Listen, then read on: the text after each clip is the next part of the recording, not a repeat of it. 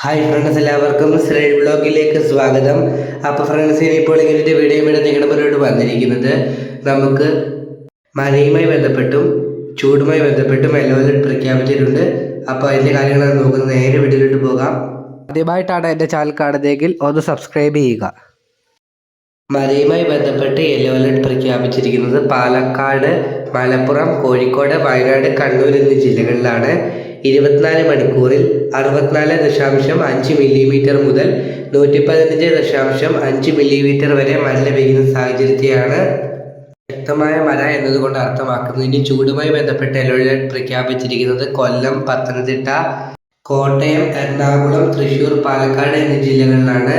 ഇന്നും നാളെയും പാലക്കാട് ജില്ലയിൽ ഉയർന്ന താപനില 37 ഡിഗ്രി സെൽഷ്യസ് വരെയും, കൊല്ലം, പത്തനംതിട്ട, കോട്ടയം, എറണാകുളം, തൃശ്ശൂർ എന്നീ ജില്ലകളിൽ 36 ഡിഗ്രി സെൽഷ്യസ് വരെയും ഉയരാൻ സാധ്യതയുണ്ട്.